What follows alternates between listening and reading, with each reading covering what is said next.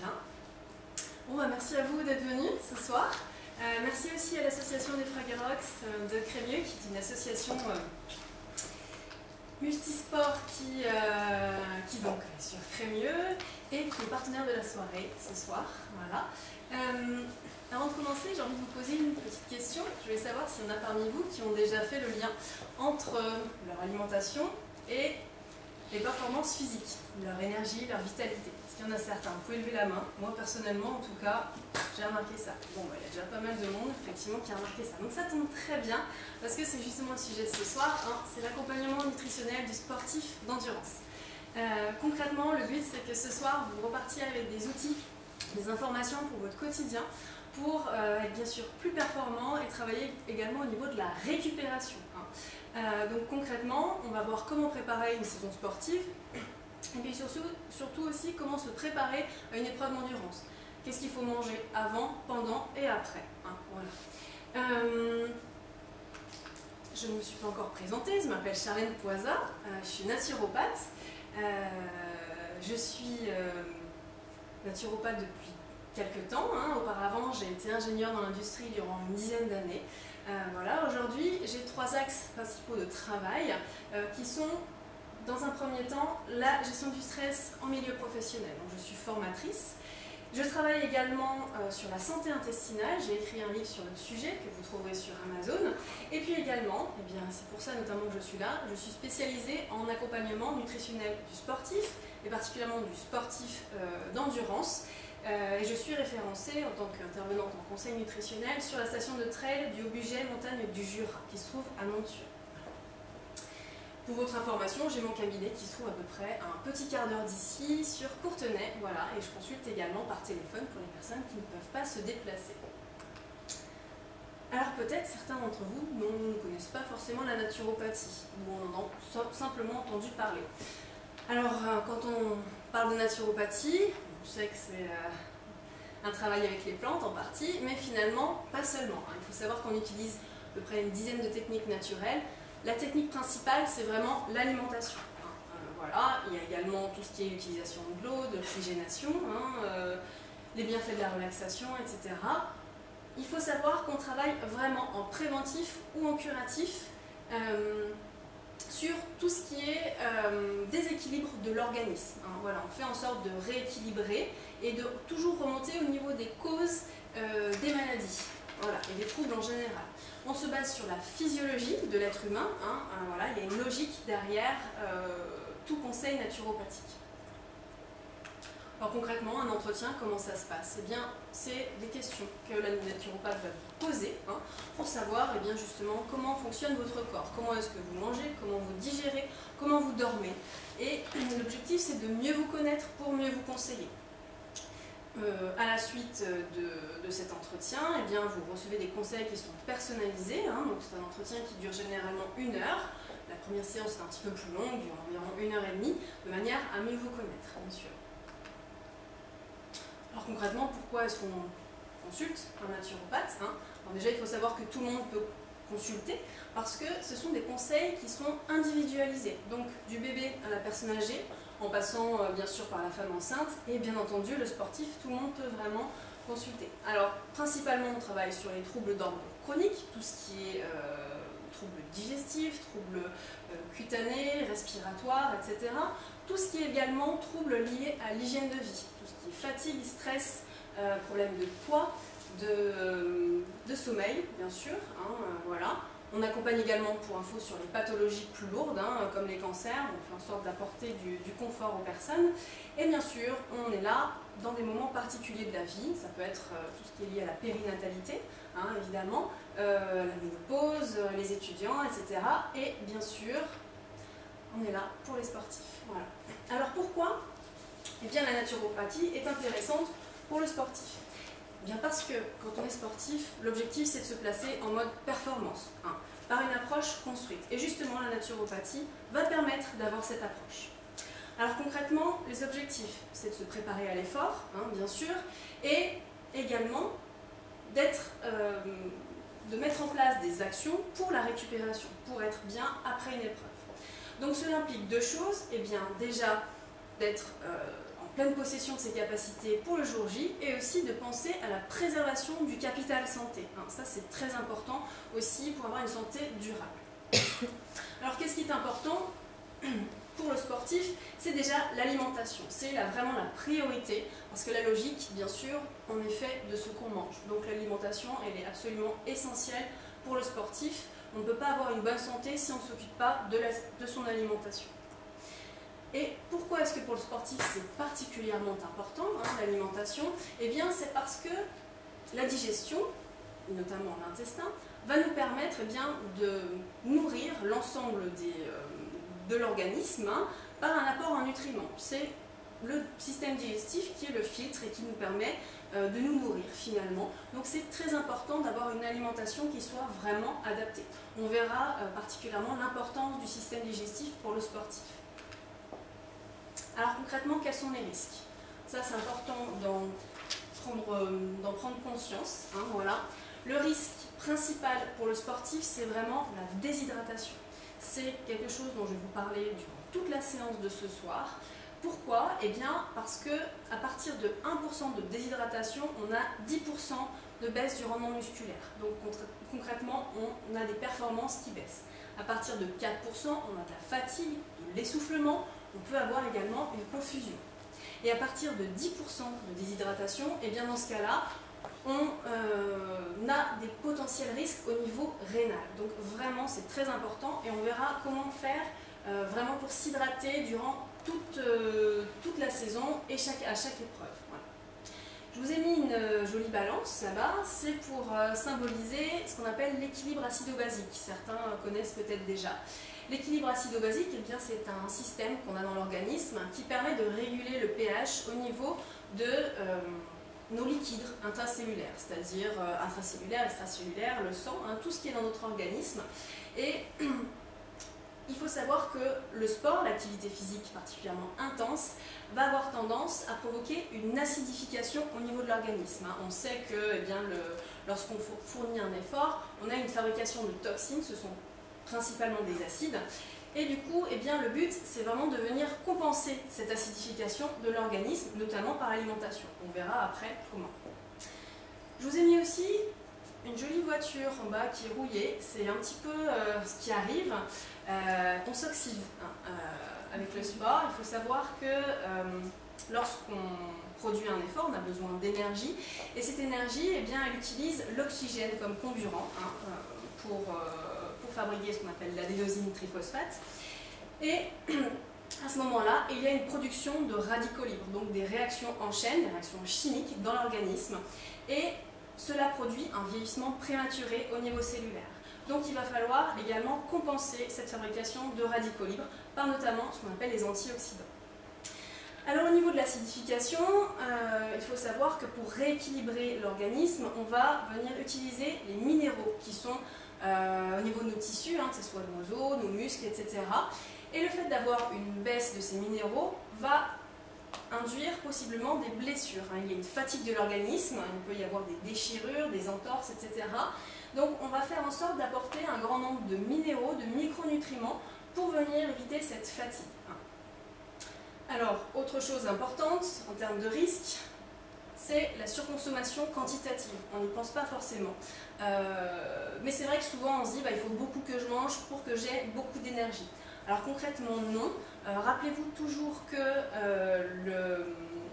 l'apport énergétique qui est correct, c'est celui qui permet de maintenir le poids stable. Voilà, ça c'est très important. Et on verra finalement lors des épreuves, notamment la veille, il n'y a pas besoin de grosses quantités. Finalement, ça reste relativement restreint, il faut simplement que ça soit au bon moment. Voilà. Et un risque très important pour le sportif, c'est tout ce qui est lié au système digestif. On sait qu'il y a beaucoup de sportifs qui ont des problèmes digestifs, et pourtant c'est un organe vraiment clé, l'intestin, dans la performance du sportif. Pourquoi Alors ça on l'a compris, c'est parce que ça apporte les nutriments, mais pourquoi est-ce que c'est un risque pour les sportifs particulièrement? Eh bien, il faut savoir que durant un effort sportif, bien sûr, le sang est principalement amené au niveau des muscles. C'est là qu'on a besoin des nutriments, de l'oxygène, etc. Et du coup, il y a un manque d'apport de sang au niveau de l'intestin. On appelle ça une ischémie.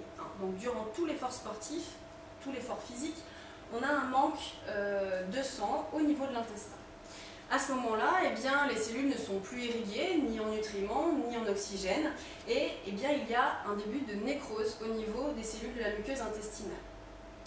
Lorsque l'effort est terminé, eh bien, dans ce moment-là, il y a un afflux de sang, c'est-à-dire que les muscles n'ont plus besoin de cet afflux de sang, donc c'est redirigé vers l'intestin, et on a vu qu'il y avait une production de toxines lors de l'effort physique. Et ce sang qui est chargé de toxines va venir inflammer les cellules de l'intestin. C'est ce qu'on appelle la reperfusion. Et dans ce cas-là, lorsqu'il y a une inflammation, eh bien, il y a une possible dégradation de la muqueuse également. Donc concrètement, entre l'ischémie et la reperfusion, on a vraiment des risques très importants pour la santé de l'intestin. Donc vraiment, c'est un organe particulièrement à respecter en tout cas et à écouter aussi. C'est très important de venir le nourrir d'une bonne manière. Alors concrètement, quand on prépare une saison sportive, comment ça se passe? Alors il y a 3 priorités, c'est ça le plus important. C'est vraiment l'hydratation, le fait de prévenir la déshydratation. Il faut savoir que en temps normal, il faut boire de l'ordre de 1,5 litre à 2 litres d'eau par jour, en fonction de sa morphologie, de la température extérieure. Ça, c'est vraiment indispensable pour le sportif. Autre chose importante, ce sont les glucides. Les glucides, pourquoi? Eh bien parce que ce sont les composants qui vont nous permettre de fabriquer notre énergie. On sait que c'est à partir du glucose que l'on fabrique notre énergie. Donc, en grande partie. Donc on va chercher à avoir un apport à chacun des repas, aussi bien petit déjeuner, repas de midi et le soir, à base de glucides, principalement des glucides lents, les sucres lents, donc tout ce qui est les céréales, les féculents, les légumineuses, et puis également penser à tout ce qui est les fruits secs, les fruits frais. Donc ça, il faut avoir un apport vraiment quotidien à chacun des repas. On va privilégier bien sûr les sucres d'origine naturelle parce qu'ils sont mieux assimilés, et également les sucres lents complexes, donc c'est-à-dire non raffinés, parce qu'ils vont apporter un grand nombre de fibres, ce qui est intéressant, et également des minéraux qui vont venir tamponner l'acidité. Donc vraiment, on cherche à avoir un apport régulier en glucides. Ce qui est intéressant aussi, c'est de faire en sorte d'avoir des amidons plus résistants. Alors comment est-ce qu'on fait? Donc, pour cela, on fait en sorte de consommer des féculents qui ont été déjà cuits la veille. Donc, par exemple, on peut manger des pommes de terre ou des pâtes en salade. Ça rend les amidons plus résistants et ça permet d'avoir une meilleure glycémie tout le long. Ça évite les pics de glycémie.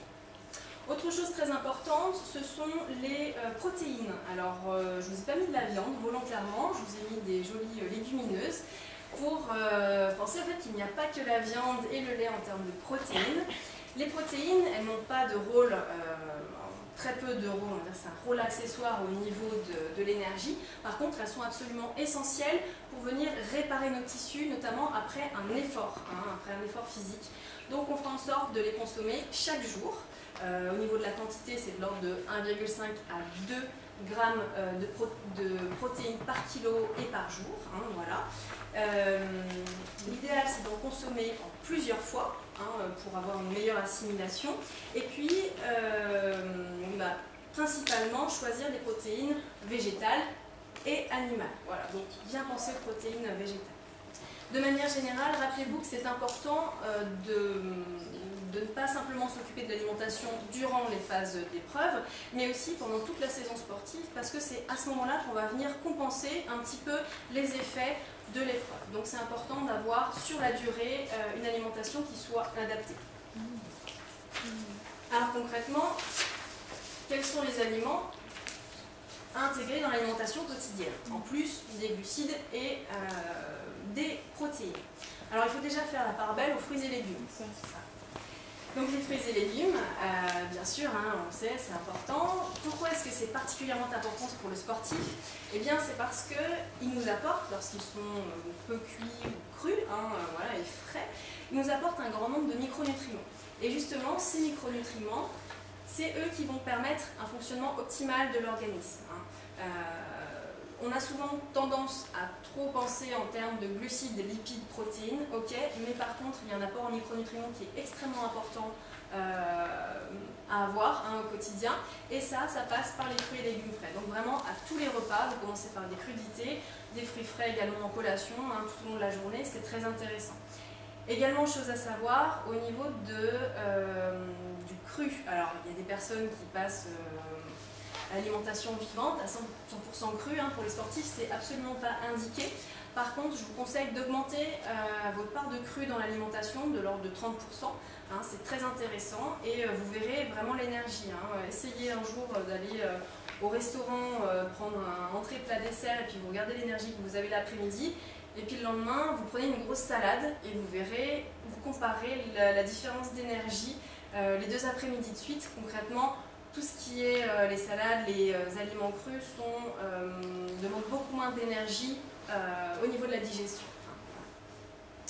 Chose également très importante, c'est ce qu'on appelle les graines oléagineuses, donc c'est-à-dire tout ce qui est noix, noisettes, amandes. Ça c'est très intéressant parce qu'on va avoir pareil un apport en micronutriments, en acides gras essentiels, également en minéraux, en protéines, en fibres, donc ça vous pouvez les consommer régulièrement aussi, c'est très intéressant, c'est très rassasiant.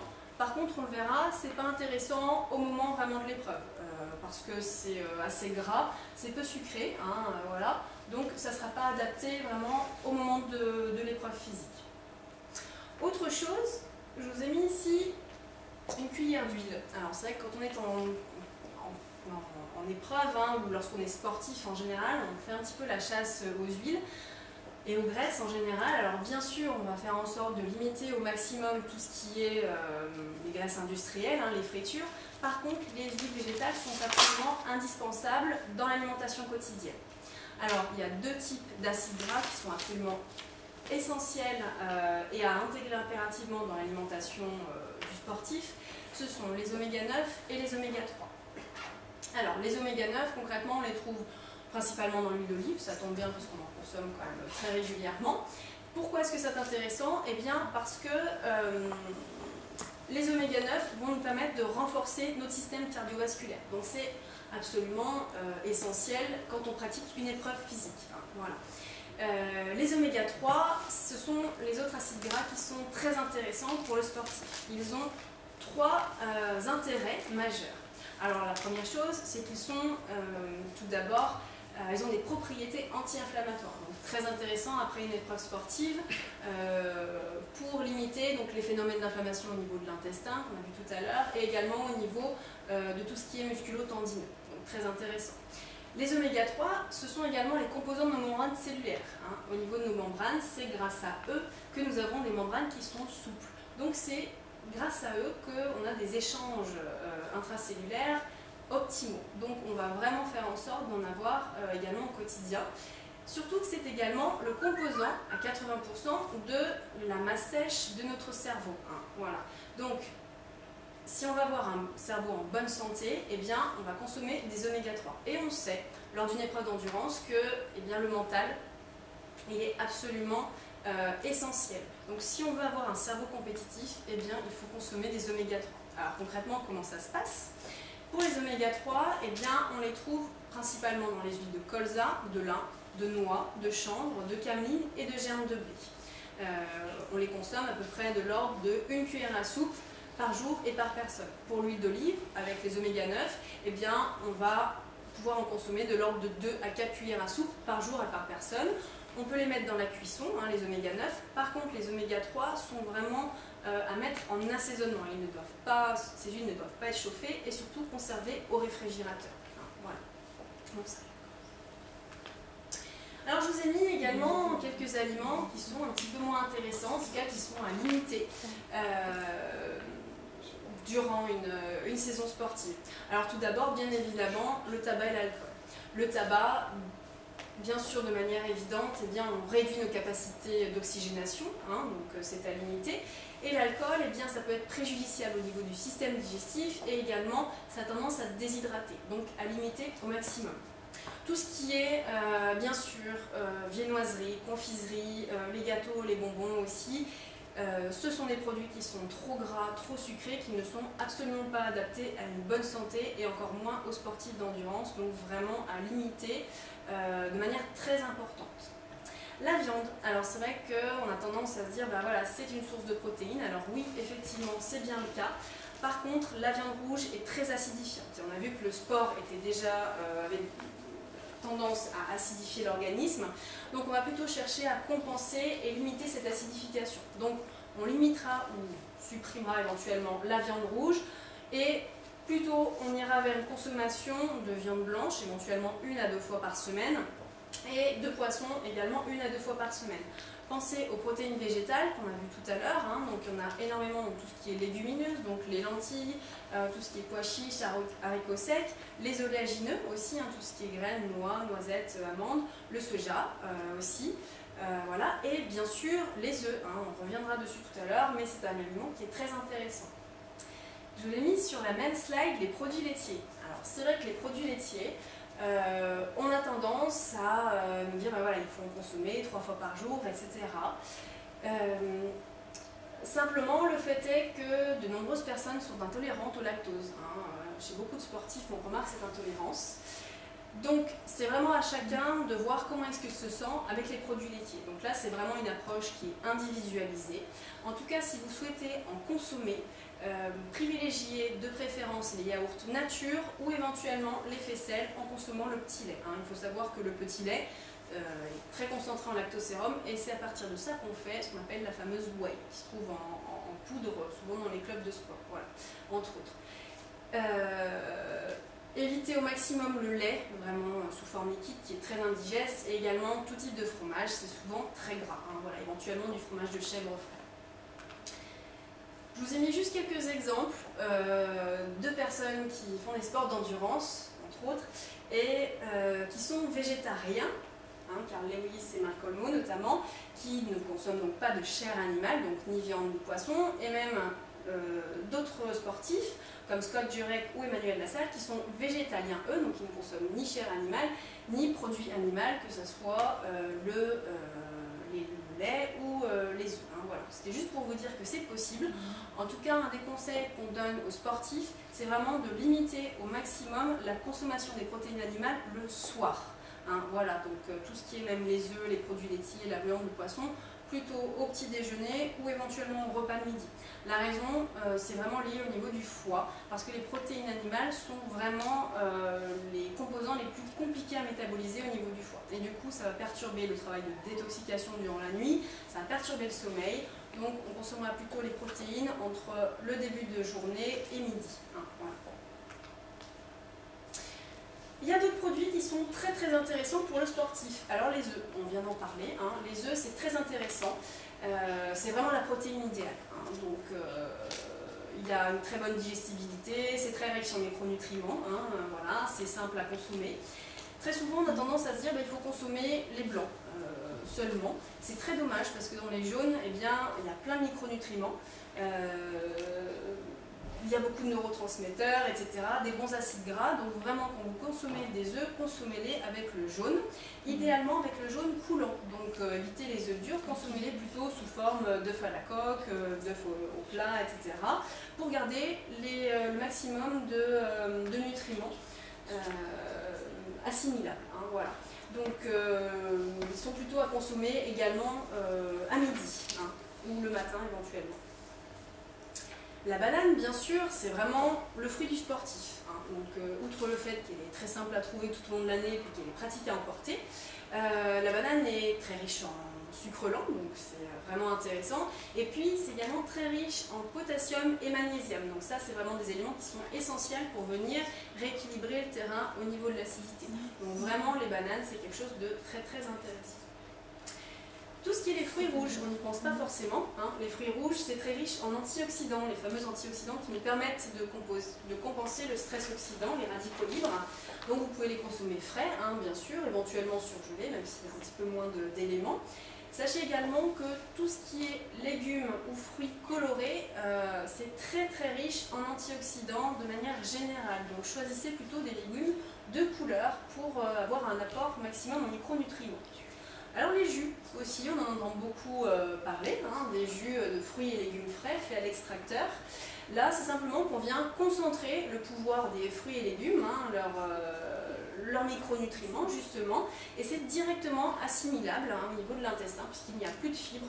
Donc c'est aussi un aliment, un type d'aliment à intégrer dans l'alimentation du sportif. Très intéressant. On pourra en reparler à la fin si vous souhaitez. Je vous ai mis aussi 3 épices. Le gingembre, la cannelle et le curcuma. Alors le gingembre c'est très intéressant parce que c'est un stimulant, un tonifiant, hein, voilà. Le curcuma, il a pour vertu d'être antioxydant et aussi d'être anti-inflammatoire, notamment au niveau du système digestif. Donc c'est très intéressant, comme on l'a vu, pour entretenir notre système digestif. Et puis la cannelle. Alors la cannelle, on n'y pense pas forcément. Par contre, elle a 2 propriétés qui sont très très intéressantes pour le sportif. D'abord, elle est très riche en fer. Et on sait que le fer, eh bien, il favorise la fabrication des globules rouges et donc il nous permet d'avoir une meilleure oxygénation, donc très intéressant. Et puis aussi, la cannelle, elle a comme avantage d'optimiser l'utilisation des glucides au niveau cellulaire, hein. C'est-à-dire qu'en fait, elle permet de faciliter le passage du glucose à l'intérieur des cellules, donc l'utilisation du glucose. Donc vraiment, on optimise eh bien, notre apport au niveau cellulaire. Donc c'est vraiment des épices à mettre dans votre quotidien, c'est très intéressant. Je vous ai mis quelques exemples de super aliments. Vous en connaissez peut-être, ouais, ça vous dit quelque chose quand vous les voyez? D'accord, très bien. Alors ici, les petites pousses vertes, c'est ce qu'on appelle l'herbe d'orge, hein, voilà, du jus d'herbe d'orge. Alors concrètement, eh bien, on prend des graines d'orge, on les fait germer, on récupère les pousses. Donc si on a un extracteur, on les fait en jus directement, sinon on peut aller directement au magasin bio, ça se trouve en poudre, et puis on les remet dans du jus, enfin dans de l'eau ou du jus hein, si on veut. Et c'est très intéressant parce que c'est très riche en chlorophylle, hein, on voit la couleur, et la chlorophylle permet également d'avoir une très bonne oxygénation au niveau du sang et des cellules, donc c'est intéressant. C'est également très revitalisant car riche en vitamines, minéraux, etc. Et ça régule vraiment au niveau de l'équilibre acido-basique. Donc vraiment le jus d'herbe d'orge, c'est super intéressant, c'est un antioxydant. Donc vous pouvez le faire par cure, c'est très intéressant. En haut, tout là-bas, il y a les baies de goji. Les baies de goji, c'est des petits fruits secs, hein, originaires d'Asie, qui peuvent être consommés comme des raisins secs, hein, bien sûr, comme on le souhaite. C'est vraiment des stimulants pour le sportif parce que c'est très riche en antioxydants et en vitamine C. Hein, donc ça, vous pouvez le consommer aussi dans une alimentation quotidienne. Ici, on a 2 types de graines. À droite, les graines de chia, C-H-I-A, et au milieu, les graines de chanvre. Alors ça, vous en avez peut-être entendu parler déjà, surtout le chanvre sous forme de poudre. Hein. On parle de protéines de chanvre pour les sportifs qui ne souhaitent pas consommer des protéines à base de lait. Hein, voilà. Donc ce type de graines, vous pouvez les utiliser dans des recettes, hein, éventuellement sur des salades à saupoudrer.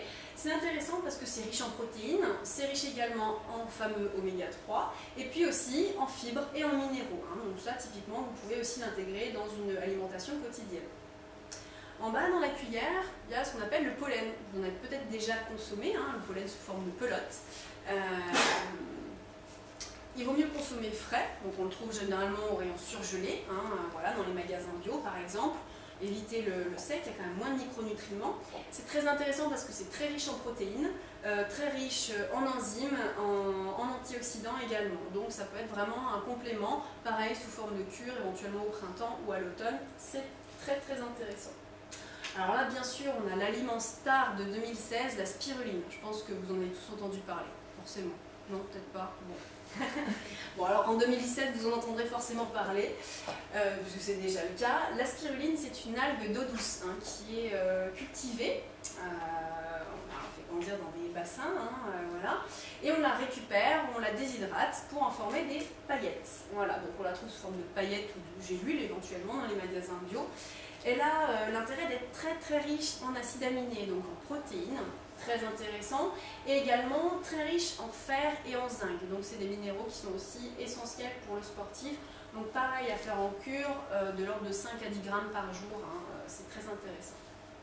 Alors ici, ce n'est pas des oignons que je vous ai mis en bas, vous connaissez peut-être, ça s'appelle la maca. vous en avez déjà entendu parler. La maca, c'est une plante amérindienne qui a pour propriété de réduire la fatigue physique. Donc c'est quelque chose qui peut être intéressant en tant que stimulant. On en reparlera juste après. Un petit peu. Alors on a vu un peu la saison sportive, ce qu'il fallait faire. Là maintenant, on se rapproche d'une épreuve. Concrètement, on est dans la semaine avant l'épreuve. Qu'est-ce qu'il faut faire? Le principe général, c'est vraiment de charger l'organisme en glucides au maximum. En temps normal, on est de l'ordre de 50 à 60% de glucides en termes d'apport énergétique total. Là, dans les 3 jours qui précèdent une épreuve, on va vraiment être de l'ordre de 70%. Le but, c'est d'avoir ce qu'on appelle une surcompensation glycogénique qui soit efficace. Il faut savoir que le glucose, en tout cas les glucides, lorsqu'ils sont intégrés dans notre organisme, assimilés, ils sont stockés sous forme de glycogène au niveau du foie. C'est ce qui nous permet d'avoir un stock, de pouvoir tenir dans la durée. Et ce stock, il va falloir l'avoir au maximum dans les jours qui précèdent l'épreuve. C'est ça le plus important sur la semaine. Alors, chose aussi intéressante à savoir, c'est que l'entraînement physique, il a entre autres pour intérêt et pour objectif de venir augmenter notre capacité de stockage du glycogène. Plus on s'entraîne, plus on développe ses capacités de stockage. Voilà, donc ça c'est important. Donc dans cette semaine-là, on va augmenter les apports en eau, ça c'est très important, augmenter de l'ordre de 500 ml par jour en plus. On va augmenter ce qu'on appelle les sucres complexes raffinés. Alors les sucres complexes, ça va être les sucres lents, tout ce qui est féculent, pommes de terre, etc. J'ai mis raffiné. Je vous avais parlé de sucre complet précédemment. Pourquoi est-ce qu'ici on passe sur du raffiné dans la semaine avant l'épreuve?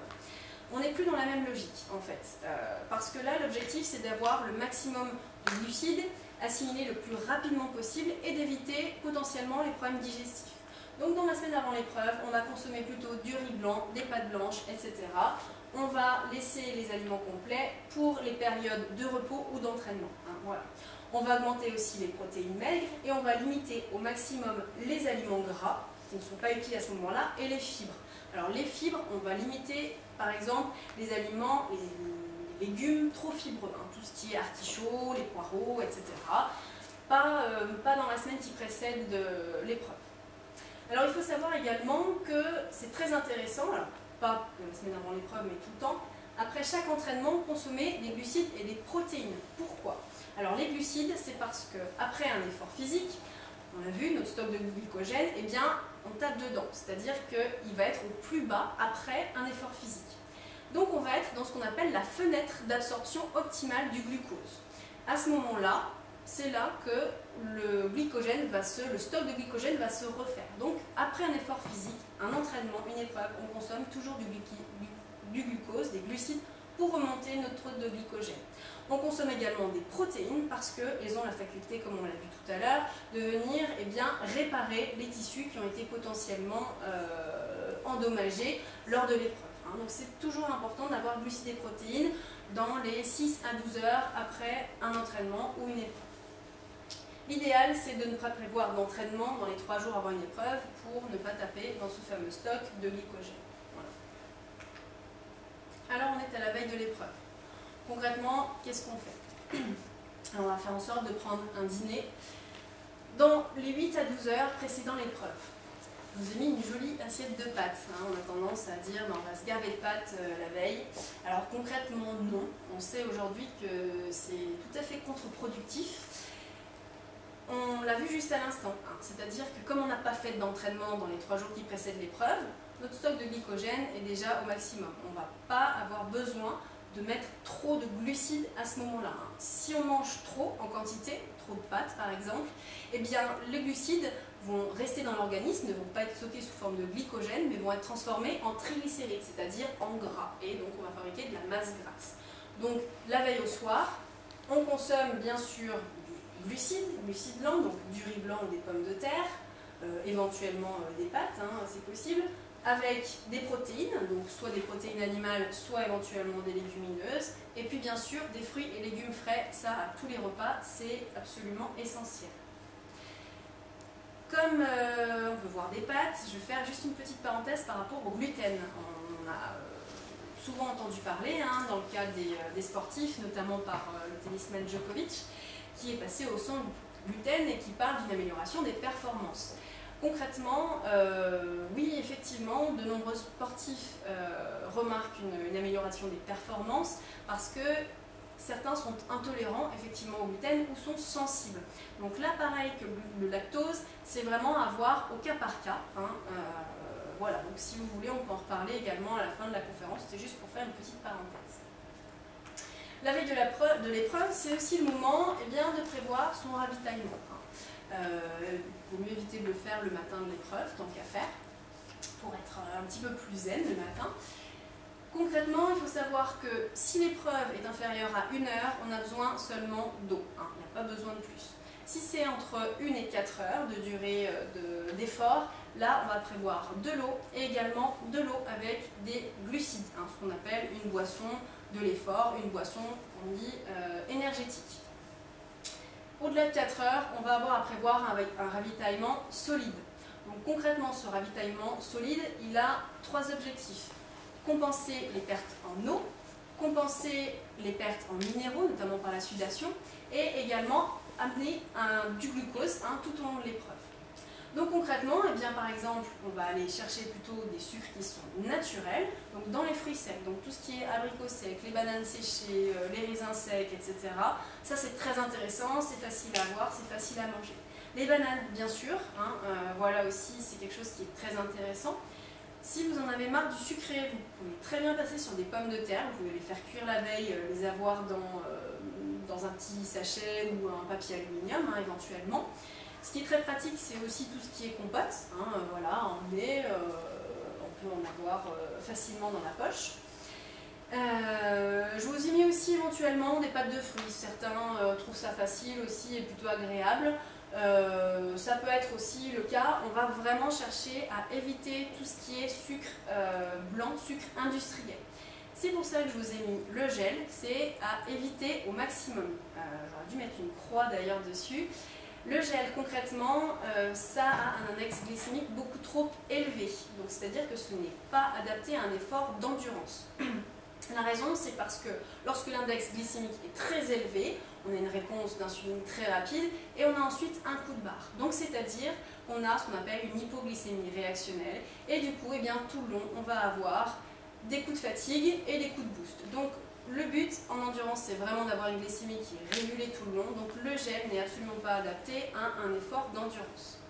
Les barres de céréales sont aussi à éviter parce qu'elles sont vraiment indigestes, déjà c'est pas facile à mastiquer, et en plus c'est souvent très gras, très sucré, et souvent mal toléré. Donc à limiter aussi, voilà, de préférence. Alors maintenant, le matin de l'épreuve. Concrètement, dès le réveil, pensez à vous étirer, ça c'est important de mettre le corps en mouvement. Et puis aussi, pensez à boire dès le matin. Vous vous levez, prenez un grand verre d'eau à jeun, ça c'est quelque chose qui est très important. On fera en sorte de prendre un petit déjeuner de l'ordre de 2 à 3 heures avant l'effort. Le principe c'est d'éviter d'être vraiment en pleine digestion lorsqu'on commence à courir. Voilà. Ce qui est très important, c'est de respecter ses goûts et ses habitudes. Ça ne sert à rien de changer tout le jour d'une épreuve. Si vous voulez changer votre alimentation, testez déjà à l'avance, soit sur un entraînement, soit sur une période de repos. L'important c'est que vous soyez vraiment dans vos habitudes le jour J. Alors on va chercher vraiment des sucres rapides d'origine naturelle. Alors ça peut être des flocons de céréales, flocons de riz, etc. Des fruits frais, des fruits secs, tout ce qui est banane, voilà, de préférence. Faire attention à ce qu'on appelle les mueslis, c'est-à-dire les mélanges de céréales, de lait, de vache et de fruits frais. Voilà. C'est souvent très indigeste parce qu'on a des glucides, des protéines, des lipides, etc., des aliments crus, des aliments cuits. C'est très compliqué à digérer et très souvent c'est mal toléré. Donc on essaiera plutôt d'aller vers des aliments glucidiques. On évitera de mélanger des protéines et surtout on évitera les lipides comme les oléagineux, tout ce qui est les amandes, etc. C'est pas le moment d'en consommer parce que la digestion des graisses est beaucoup trop longue. Le but pendant une épreuve sportive, c'est vraiment d'avoir l'énergie qui est dirigée vers les muscles et non vers la digestion. Voilà. Donc on cherchera les sucres rapides. Si vous avez l'estomac noué, puisque ça peut arriver, passez sur du liquide ou du semi-liquide, donc tout ce qui est compote, jus de fruits, hein, ça peut être intéressant. Un exemple d'apport, ça peut être 50 g de pain d'épices, si vous tolérez le gluten, 50 g de fruits secs, hein, des abricots secs, et puis 30 centilitres de jus de pomme. Voilà. Pensez aussi à la cannelle, vous pouvez en rajouter dans votre jus de pomme, voilà, sur vos céréales, hein, de manière générale, sur vos salades de fruits, vous pouvez en mettre régulièrement. Voilà. Alors maintenant, on est au départ de l'épreuve. Concrètement, comment ça se passe? Si vous avez à attendre, entre le moment où vous êtes sur place et le moment où vous partez, vous pouvez prendre, si vous le souhaitez, une ration d'attente. Hein. Cette ration d'attente, elle va plutôt être à index glycémique élevé, c'est-à-dire des sucres rapides, donc comme des fruits secs, des fruits, hein, voilà, des pâtes de fruits éventuellement, surtout en petite quantité. Hein. Le but, c'est pas d'avoir un gros repas juste avant de partir. Pensez aussi à vous hydrater. Alors au niveau de l'eau, 1 à 2 gorgées d'eau toutes les 10 minutes, ça c'est intéressant pour garder un bon niveau d'hydratation. C'est aussi le moment de commencer à prendre sa boisson de l'effort. Alors la boisson de l'effort, ça va être plutôt une boisson qu'on appelle isotonique, hein, que vous pouvez acheter en magasin prêt, hein, il y a des poudres pour ça. Prenez-la plutôt, le plus naturel possible. J'ai sur mon site internet également des recettes pour des boissons de l'effort, si vous souhaitez. Alors j'ai mis, attention, tout ce qui est café, coca, boissons énergisantes. Donc j'ai bien dit énergisantes, c'est-à-dire tout ce qui est Red Bull et compagnie. Le coca et les boissons énergisantes, c'est vraiment à proscrire. C'est beaucoup trop sucré, ça n'apporte pas de minéraux, hein, donc c'est pas intéressant. C'est surtout très acidifiant également, hein, donc on évite ça lors d'une épreuve sportive. Le café, alors c'est vrai que pour certains, ça va être un vrai tonique. Si vous en avez vraiment besoin, je vous conseille de limiter à 1 tasse maximum, parce qu'au-delà, très souvent, il y a des aigreurs d'estomac, il y a des douleurs au niveau du système digestif, donc on va vraiment limiter le café. Hein. C'est également une boisson qui est plutôt diurétique, donc on va avoir tendance à se déshydrater en buvant du café. Si vous souhaitez le remplacer, eh bien, éventuellement passer sur des infusions de gingembre, infusion de thym également. Et puis il y a des boissons maintenant qui sont toutes prêtes, des boissons instantanées qui se trouvent en magasin bio à base de maca, de guarana, qui sont des boissons tonifiantes sous la marque Iswari. Voilà, donc ça on le trouve tout près en magasin bio, c'est plutôt intéressant. Pensez également à votre petit rituel d'échauffement, respiration, visualisation. Échauffement, l'intérêt, surtout quand il fait froid, hein, c'est de mettre en route les fonctions cardiaques, musculaires, etc. La respiration, ça a aussi pour objectif, bien sûr, de favoriser l'oxygénation et de développer les capacités respiratoires. Et puis, comme on l'a vu tout à l'heure, le mental, il est absolument indispensable dans une épreuve d'endurance. Donc c'est vrai que là on sort des conseils nutritionnels, mais la visualisation c'est quelque chose qui est vraiment intéressant de se dire ok, qu'est-ce que c'est mon objectif, où est-ce que je vais, d'être vraiment dans l'action. Donc ça, dans les dernières minutes, ça peut être intéressant d'avoir un petit rituel pour soi. Voilà. Et puis la respiration ça permet d'aider aussi à gérer le stress. Je vous ai mis une jolie photo de jus de betterave. Alors jus de betterave, vous en avez peut-être entendu parler. Ici on va plutôt parler du jus de betterave lacto-fermenté. Alors à première vue on se dit voilà, ça ne doit pas être très bon. En fait, si, ça va. Concrètement, vous pouvez en consommer le matin avant l'épreuve. Ce qui est très intéressant, c'est que ça optimise l'oxygénation des muscles. Hein. Donc c'est vraiment très intéressant pour le sportif. Vous pouvez en prendre de l'ordre de 50 centilitres, à peu près une demi-heure à 1 heure avant le début de l'épreuve. C'est quelque chose qui est vraiment intéressant. Voilà. Donc ça y est, pendant l'épreuve, vous êtes parti. Priorité numéro 1, c'est l'hydratation dès le début, de l'ordre de 500 à 750 ml d'eau par heure. Alors ça paraît beaucoup.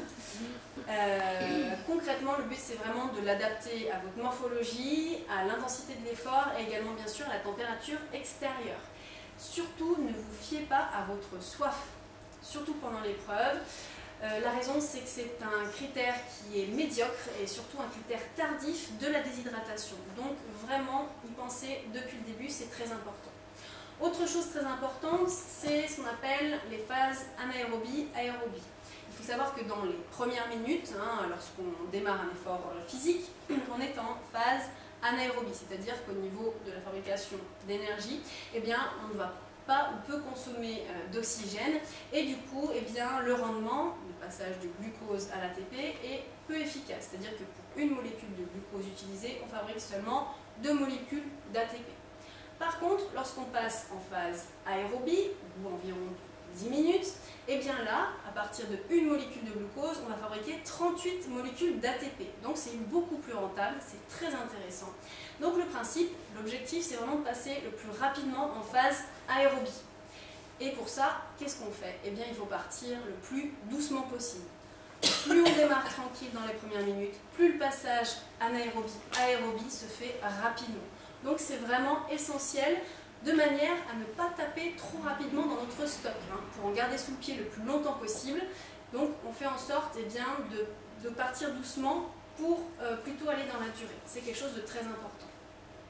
Je vous ai mis le petit schéma de l'hypoglycémie réactionnelle. Donc en gros, plus on a une réponse, plus on a un pic d'insuline, en tout cas plus on a un index glycémique élevé, et plus on a derrière un coup de barre, voilà, au niveau de l'énergie.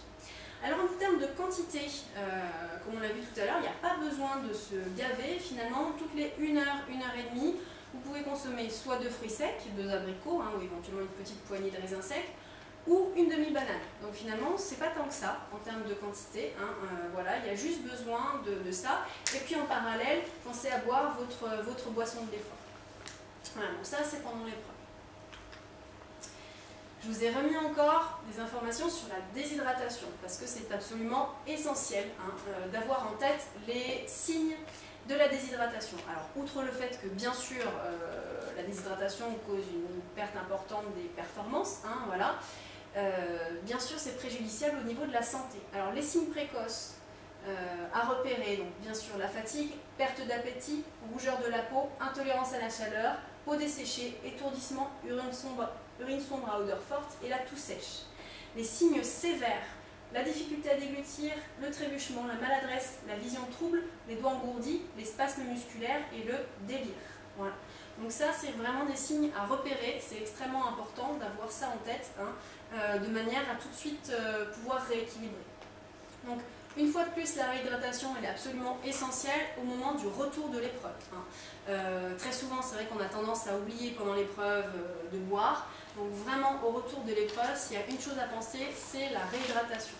Dans la première heure qui suit le retour, on va boire de l'ordre de 1 litre d'eau dans la première heure qui suit. On va faire en sorte de rééquilibrer en termes d'eau et aussi en minéraux. Donc on va choisir des eaux qui sont riches en minéraux, donc par exemple la Hépar, la Volvic, si vous avez envie de boisson gazeuse, éventuellement la Saint-Thior, etc. Donc on fait en sorte d'apporter des minéraux. Et quelque chose qui peut être intéressant, c'est ce qu'on appelle le plasma de Quinton. Voilà, c'est des ampoules d'eau de mer qu'on peut prendre. On peut en prendre 2 sous la langue, on les trouve en pharmacie ou magasin bio. Donc ça, c'est un apport en minéraux, micronutriments directs. Alors je vous ai mis de la bière, c'est pas pour vous inciter à en consommer après une épreuve sportive, bien sûr. C'est simplement que parfois ça peut être tentant parce que c'est très désaltérant, la bière. Le problème, c'est que ça contient de l'alcool. Et du coup, l'alcool, ça favorise pas la réhydratation. Donc si vous avez envie d'une bonne bière, commencez d'abord par boire de l'eau, c'est très important. Voilà, donc commencez toujours par de l'eau.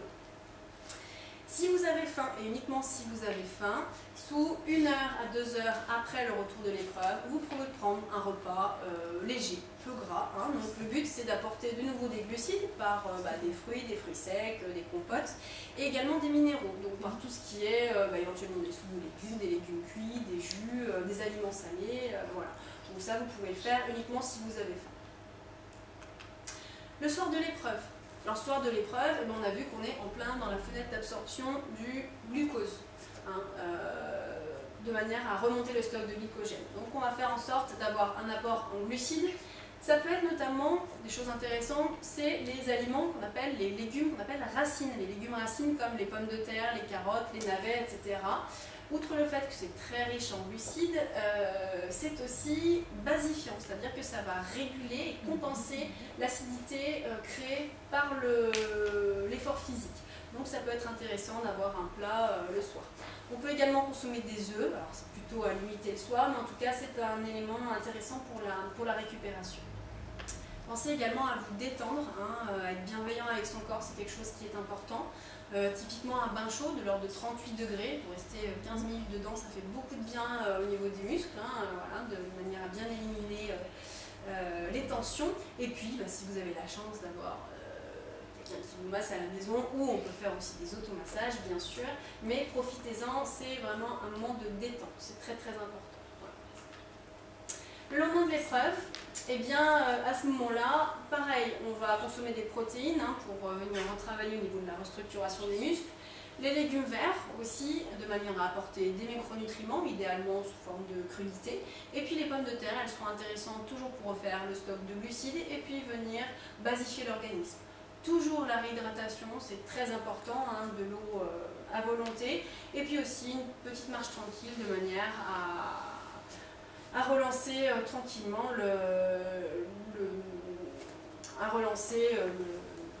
l'organisme. Voilà. Donc ça. Voilà. Pour terminer, je voulais vous parler de 2 événements à venir. Alors il y en a un qui a lieu ici, même à Crémieux. C'est le raid des Fraggle Rocks qui a lieu le 9 avril.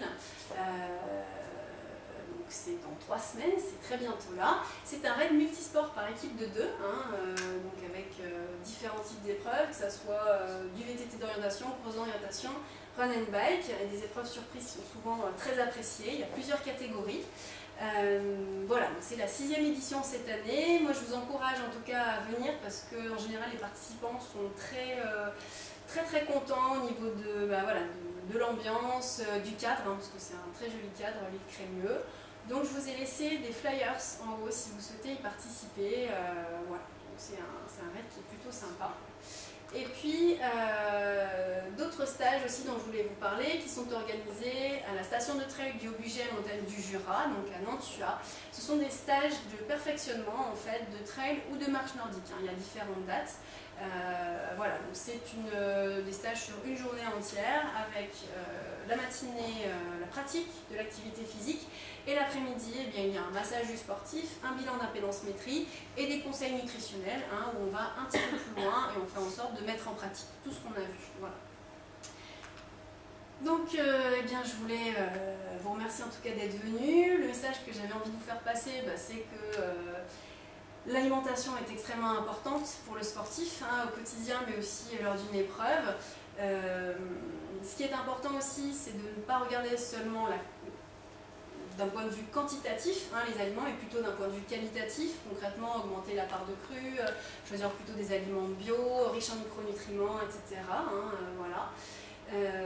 Et puis aussi de continuer à se faire plaisir dans l'alimentation au quotidien, comme on a vu, ajouter des épices, des légumes colorés, etc., de cuisiner soi-même pour prendre en main sa santé de manière globale.